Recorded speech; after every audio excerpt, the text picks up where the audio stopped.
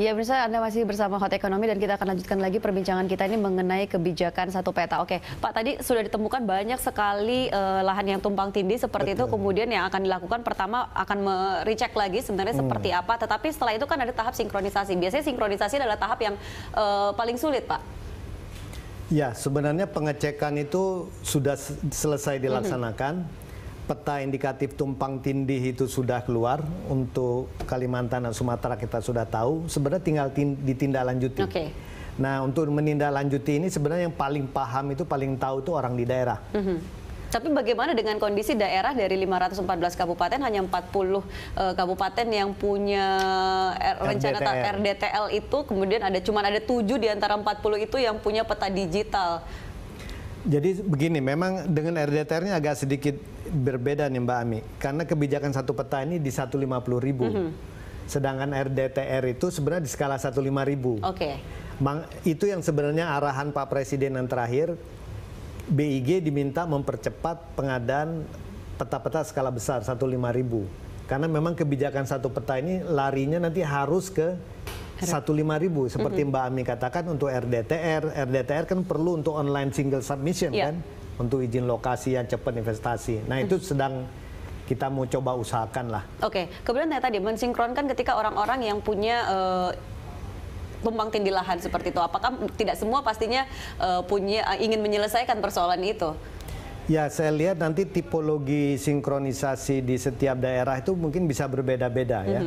Ada karakteristik legalnya beda, mungkin sosial ekonominya beda, dan dampak politiknya tuh mungkin beda. Nah, makanya sinkronisasi ini komandannya memang Kemenko Perekonomian dan kantor staf presiden. Karena lebih banyak aspek-aspek legal, sosial ekonomi, non-teknis. Jadi BIG itu hanya membackup kalau diperlukan teknis. Nah, tapi kalau soal, walaupun BIG lebih banyak membackup yang soal teknisnya seperti itu, tetapi ini kita tahu bahwa kebijakan ini kan sebenarnya sudah lama direncanakan, tetapi juga tidak mudah untuk direalisasikan. Bahkan Pak Presiden sendiri mengakui kalau sebenarnya banyak yang takut, banyak yang khawatir. Sebenarnya apa sih yang bisa terbuka dari sini? Apakah sebatas konsesi lahan atau bagaimana?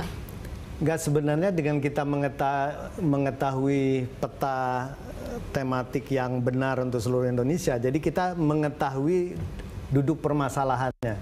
Sebenarnya kebijakan satu peta ini kita berusaha membereskan kekisruhan simpang siur di peta tematik yang beredar di Indonesia yang sudah terjadi beberapa dekade.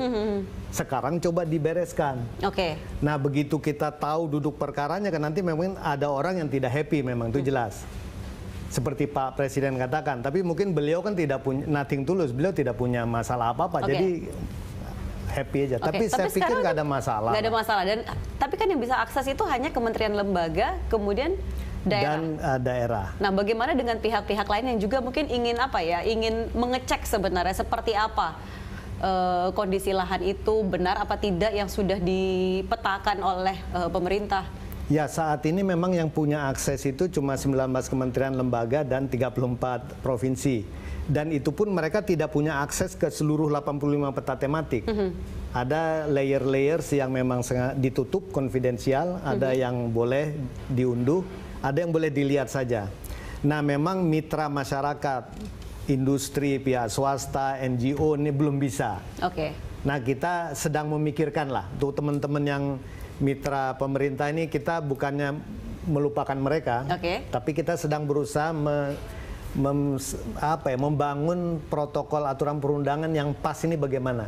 Kasih waktu untuk kita lah. Baik, ditunggu itu Pak. Tapi kalau soal kebijakan satu peta ini kan diharapkan nanti, tadi juga Bapak sudah singgung di awal bahwa salah satu manfaatnya ini adalah untuk mempermudah investor ketika mereka ingin berinvestasi. Nah, kemudahan seperti apa yang akan mereka dapatkan dengan sudah diluncurkannya kebijakan satu peta? Jadi kalau manfaatnya sih, pertama, kita tumpang tindih sudah tahu, jadi kita membereskan.